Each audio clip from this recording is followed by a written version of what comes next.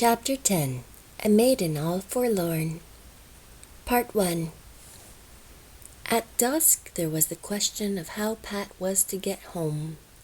Aunt Frances, who was the horsewoman of Bayshore, was to have driven her, but Aunt Frances was still enduring God's will in her bedroom, and Aunt Honor hadn't driven a horse for years. As for Cousin Dan, he couldn't be trusted away from home with a team. Aunt Honor finally telephoned to the nearest neighbor. "Morton McLeod is going to take you. I thought he would, since it is Saturday night. He says he'll take you and drop you off at Silver Bush. You don't mind going as far as the McLeod place alone, do you?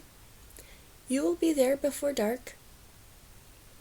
Pat didn't mind anything except the prospect of staying at the Bayshore overnight, and she was never in the least afraid of the dark. She had often been alone in it. The other children at her age had been afraid of the dark and ran in when it came, but Pat never did. They said at Silverbush that she was her father's child for that. Long Alec always liked to wander around alone at night, enjoying the beauty of the darkness, he said. There was a family legend that Pat, at the age of 4, had slept out in the caraway in the orchard at one night. Nobody had missed her until Judy, who had been sitting up with a sick neighbor, came home at sunrise and raised a riot.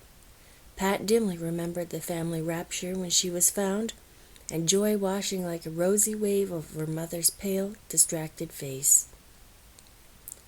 She said her goodbyes politely and made her way up to the McLeod place, where bad news met her.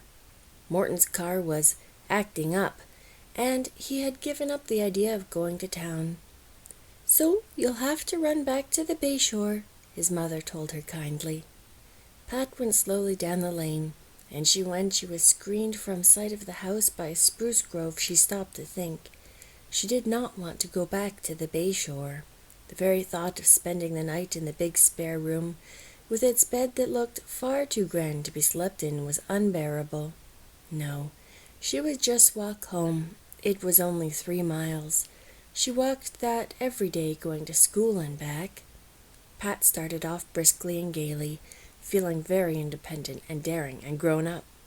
How Judy would stare when she sauntered into the kitchen and announced carelessly that she had walked home from the Bayshore all alone in the dark. "Oh, and ain't he the bold one?" Judy would say admiringly. And then the dark, chilly night seemed suddenly to be coming to meet her. And when the road forked, she wasn't sure which fork to take. The left one? Oh, it must be the left one. Pat ran along it with sheer panic creeping into her heart. It was dark now, quite dark, and Pat suddenly discovered that to be alone on a strange road 2 miles from home in a very dark darkness was an entirely different thing from prowling in the orchard or running along the whispering lane, or wandering about the field of the pool with the home lights of Silverbush always in sight. The woods and groves around her, that had seemed so friendly on the golden September day, were strangers now. The far, dark spruce hills seemed to draw nearer threateningly. Was this the right road? There were no home lights anywhere. Had she taken the wrong turn, and was this the line road that ran along the backs of the farms between the 2 townships? Would she ever get home? Would she see Sid again? Hear Winnie's laugh and Cuddles' dear little squeals of welcome? Last Sunday in church the choir had sung, "The night is dark and I am far from home." She knew what that meant now as she broke into a desperate little run. The white birches along the roadside seemed to be trying to catch her with ghostly hands. The wind wailed through the spruces. At Silverbush, you never quite knew how the wind would come at you, from behind the church barn like a cat pouncing, down from the hill of the mist like a soft bird flying, through the orchard like a playmate, but it always came as a friend. This wind was no friend. Was that it crying in the spruces? Or was it the green harper of Judy's tale who harped people away to fairyland whether they would or would not go? All Judy's stories, enjoyed and disbelieved at home, were becoming fearfully true here. Those strange little shadows, dark amid the darkness, under the ferns. Suppose they were fairies. Judy said if you met a fairy you were never the same again. No threat could have been more terrible to Pat. To be changed, to be not yourself. That wild, faraway note. Was it the Peter Brannigan of another Judy's tales, out on the hills piping to his ghostly sheep? And still no light. She must be on the wrong road. All at once she was wild with terror of the chill night and the eerie wind and the huge, dark, pathless world around her. She stopped short and uttered a bitter little cry of desolation. "Can I help you?" said a voice. Someone had just come around the turn of the road. A boy, not much taller than herself, with something queer about his eyes, with a little blot of shadow behind him that looked like a dog. That was all Pat could see, but suddenly she felt safe, protected. He had such a nice voice. "I think I'm lost," she gasped. "I'm Pat Gardner, and I took the wrong road." "You're on the line road," said the boy, "but it turns and goes down past Silver Bush.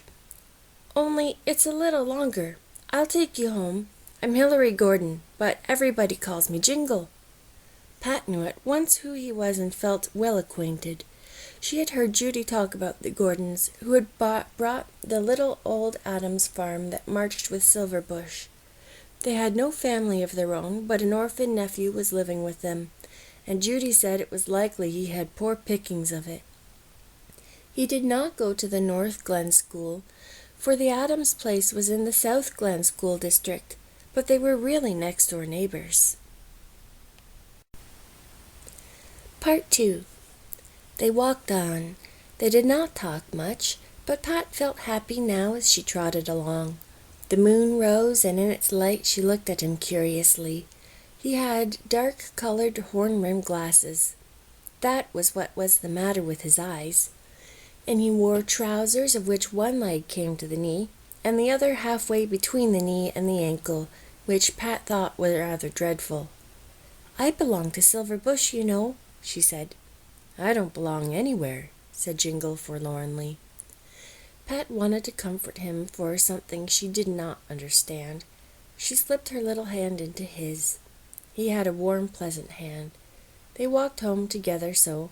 The wind, the night, were friendly again. The dark boughs of the trees, tossing against the silver moonlit sky, were beautiful. The spicy, woodsy smells along the road delightful.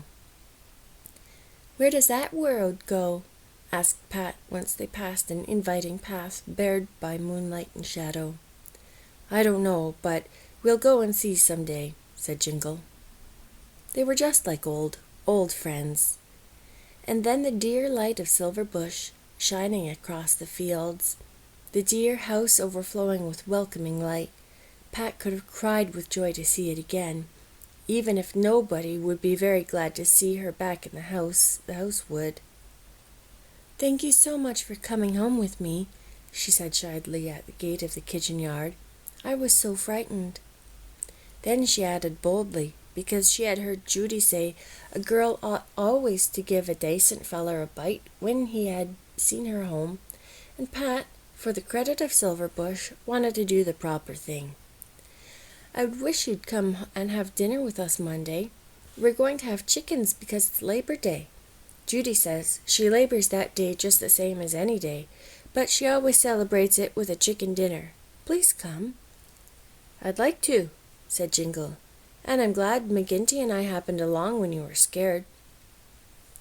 "Is McGinty the name of your dog?" asked Pat, looking at it a little timidly. Snicklefritz and Uncle Tom's old Bruno were all the dogs she was acquainted with. "Yes, he's the only friend I've got in the world," said Jingle. "Except me," said Pat. Jingle suddenly smiled. Even in the moonlight she saw that he had a nice smile. "Except you," he agreed. Judy appeared at the open kitchen door, peering out. "I must run," said Pat hastily. "Monday, then. Don't forget. Bring McGinty, too. There'll be some bones." Now whose was ye colleaguing with out there? Asked Judy curiously. Sure, and you might have brought your beau in, and let's give him the once-over. Not but that you're beginning a trifle young. That wasn't a beau, Judy, cried Pat, scandalized at the bare idea.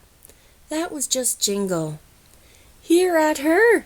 And who may be Jingle, if it's not asking too much? Hilary Gordon, and I was coming home alone, and I got lost. I was a little frightened, Judy, and he's coming to dinner on Monday. Oh, it's the fast worker you are, chuckled Judy, delighted that she had got something to tease Pat about. Pat, who had never thought there was any boy in the world but Sidney. But Pat was too happy to mind. She was home, in the bright kitchen of Silver Bush. The horror that lonely road had ceased to be had never been.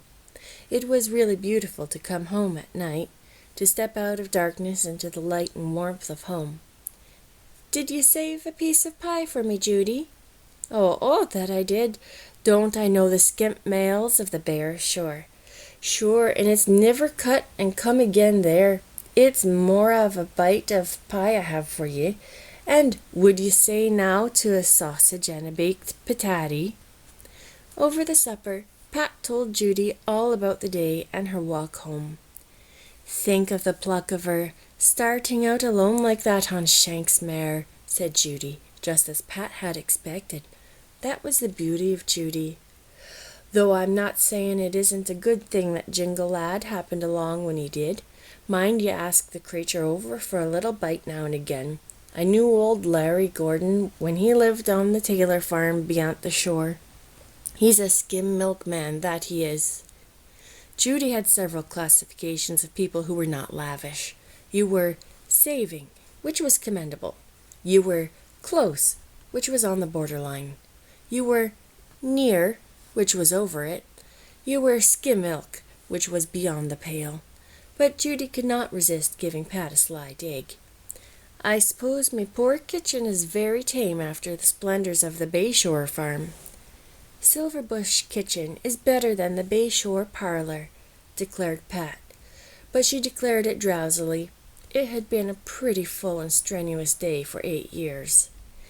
Never rub your eyes with anything but your elbows, me jewel, cautioned Judy as she convoyed Pat upstairs.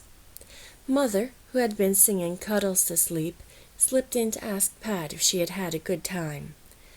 The Bayshore farm is such a lovely place, said Pat truthfully. It was a lovely place.